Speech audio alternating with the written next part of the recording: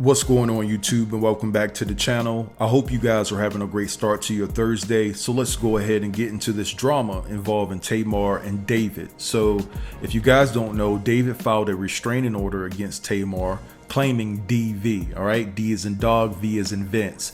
You guys know what that abbreviation stands for.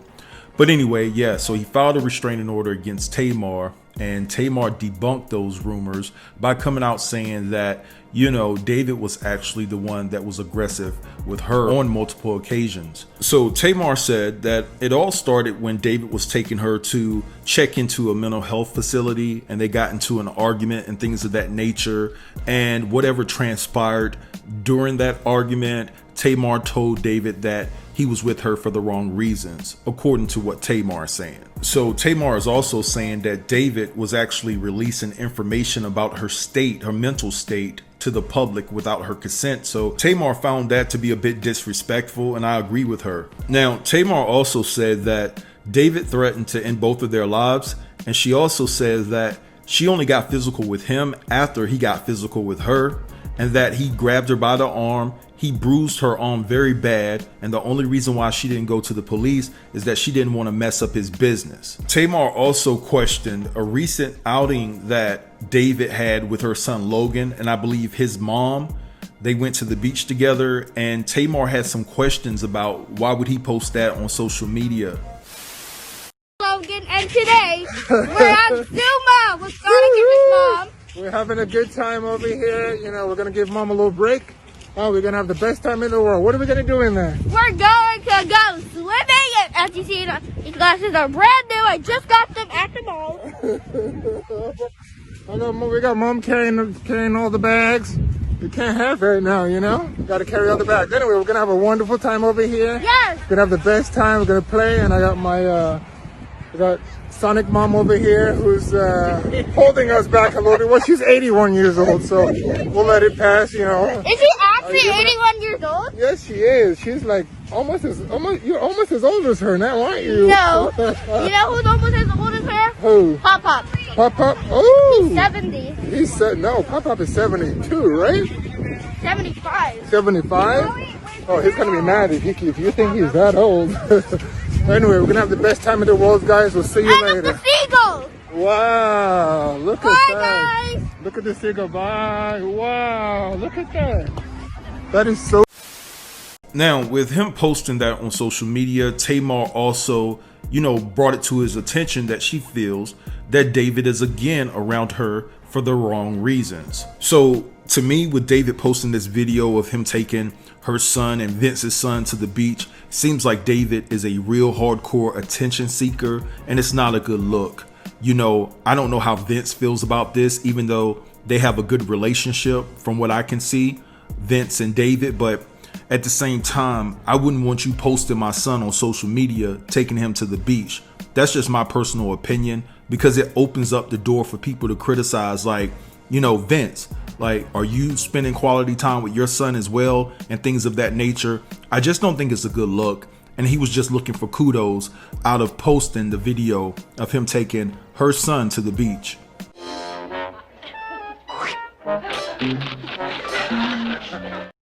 All right, so now that we gave David his Scooby snack, let's move along with the video, because David actually spoke out about this situation, and he said that Tamar is actually lying about him being the aggressor, that it's the opposite way around, and that the police are now involved. It's a criminal case, and that him and Tamar are officially over. So I want you guys to take a look at the video and hear what he has to say, and then I'll be back to close. Tamar went through some childhood, and she, to overcome that, she created a movement, a website called No Need to Be Shamed, and it was for, and I think we should create a no need to be shamed for people who are undergoing, have mental health issues, and it's not something we should hide from. One thing we can't forget, however, is the impact on the family. It's hard, for those of you who have people, who are going through, mental health issues, the impact on you. You know the impact on the children. You know the impact on the spouse or the significant other. You know the impact on the parents. You know the impact on the family. It's a lot. But it's important that we continue to stand by and support people who have mental health, which is part of why I'm here today, what I'm here to do today. It's been 2 years, you know? You can't forget that love. I love Tamar with my entire heart. I loved her from day one with my entire heart. My heart, my body, my soul, my spirit. I loved her with everything I had. And I stood by her through thick and thin. I went to bat for my girl, as a man should, no matter what. And I'll continue to do it today. I'll continue to stand by Tamar, no matter what. But we can't forget the victims of something else. And those are the victims of violence. Domestic violence happens to men. 40% and domestic violence occurs against men. I mean, this number is highly underreported. 30, 40, 50% of men don't report domestic abuse for a number of reasons. One is the police sometimes don't pay attention. How you gonna get beat up? The police don't pay attention. It's also a stigma. It's a stigma. You know, your wife hate you. Your wife is hating you. Your girl is hating you. It's a stigma in our society for a man to report that he's been abused. But there's a lot of men who are being abused.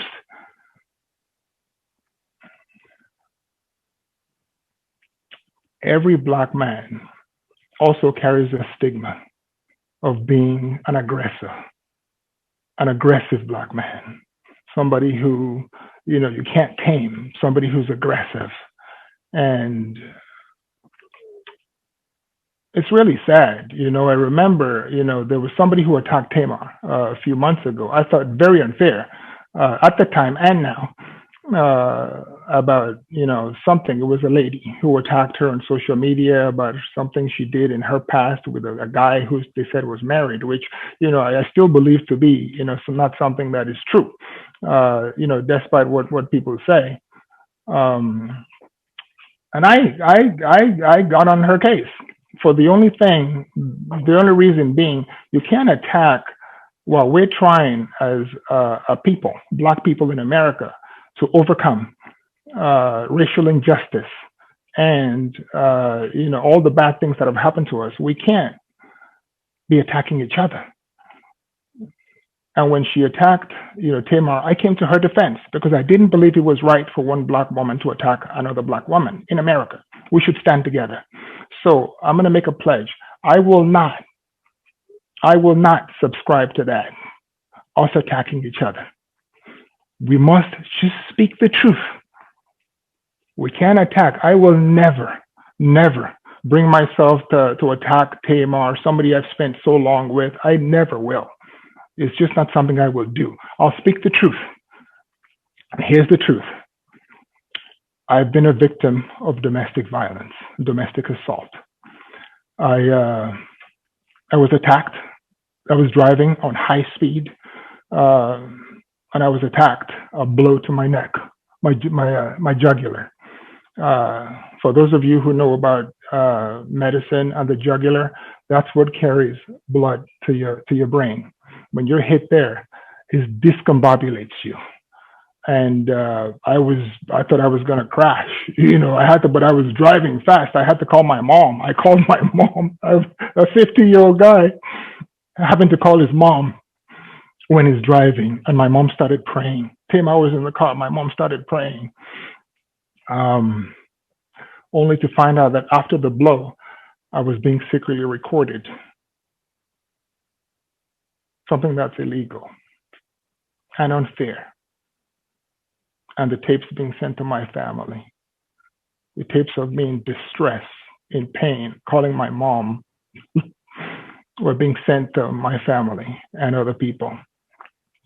Um,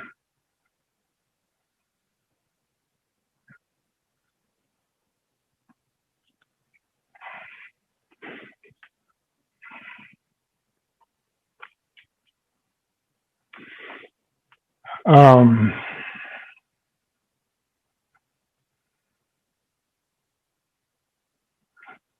I'm sorry. Um, anyway, my car was destroyed. I drive a Rolls Royce, many of you know, almost $30,000 in damage. And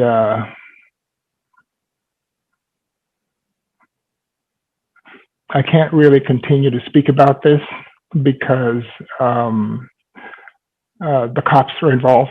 It's a criminal case now for the damage, damage to the car, the taping, the assault. But I'll tell you something. Despite all that, and despite the fact that we're separated, and we're pretty much over, the love never goes away. I love Tamar from the bottom of my heart. I always have, and I will continue to.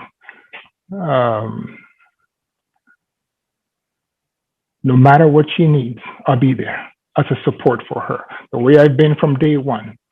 Whatever she needs, I'll be there. That's my promise. And I will not speak out ill against somebody I loved so much.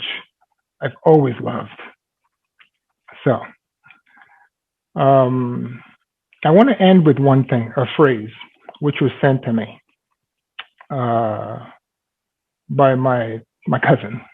And it was Exodus 14:14. God will fight your battles. You only have to be silent. So I'm going to let the police case, reach its logical conclusion. The courts reach the logical conclusion. And I'm going to continue what I believe to be my mission, and that's to help people. And so I'll continue to do that. And that's what we're going to do today. But before I say that, I'm going to say one thing. About what was told about me grabbing or hitting Tamar or anybody else. It's a complete and absolute falsehood. I have never, ever, ever, and never will ever put my hand on a woman. Ever. All right, so first and foremost, I want to apologize for the long clip. I know you guys were restless sitting through that, but I wanted you guys to really get a feel for his mannerisms and also hear what he had to say in regards to the situation. Now, this is my take on it. This is just my opinion. I don't think Tamar is crazy. I think that David drove Tamar crazy. I think Tamar started to realize who David was, and it broke her heart because she was giving her all to this man. And she found out that David was about fame and fortune, not about Tamar Braxton. Now, I do understand that some things happened to Tamar in her childhood that can have an effect on her today. But at the same time, I don't want David to be using that to try to justify, Tamar's actions and try to blame it on her childhood per se, that's the reason why she's acting out today. It could be some of the reason, but I believe that David is the main culprit and Tamar actually lashing out at David because he was acting a complete fool on the set of her new reality TV show called Get Your Life. And she saw David for who he was. He acted as if he didn't want to be in front of the lights, cameras, and the action, but in all reality, he did. He wanted to be in the spotlight. And I'm also very skeptical about David's approach to certain things. He comes across as a person that's always looking to cover his own behind. And someone that does that all the time, they're guilty of something. They're responsible for something, right? And keeping it all the way 100, the 911 call that David made to save Tamar's life basically had guilt written all over it. I mean, why would a guy call and tell the 911 operator everything about what's going on or what led up to, Tamar's decision to no longer want to be with us, instead of just keeping it simple? I need help. My lady is, discombobulated, things of that nature. Can you send somebody? When somebody goes through details about the situation, right, there's some guilt there. Also, He went to the police first in this situation. Now, Tamar says she didn't go to the police because she didn't want to mess up his business. Well, he doesn't care about ruining her career, does he? Because he went straight to the police with these accusations against Tamar. Now, I'm not trying to absolve Tamar from any wrongdoing. She could very well be the aggressor in this situation. But I feel like as a man, you should just walk away and leave the situation, right? If it's gotten to that point, just walk away, right? It seems like he's more concerned about the $30,000 worth of damage to his car more than Tamar's mental health. If you really cared about Tamar's mental health, why would you even go to the popo, right? While she's going through this turbulent time in her life, you know, adding more pressure on her. You don't care about Tamar. This dude is a chump. But anyway, I'm gonna let this go and let y'all have at it in the comments. Drop down below and give me your thoughts on this whole entire situation. Don't forget to like, comment, share, and subscribe, and I'll get with you in the next video. Thanks for watching. Peace.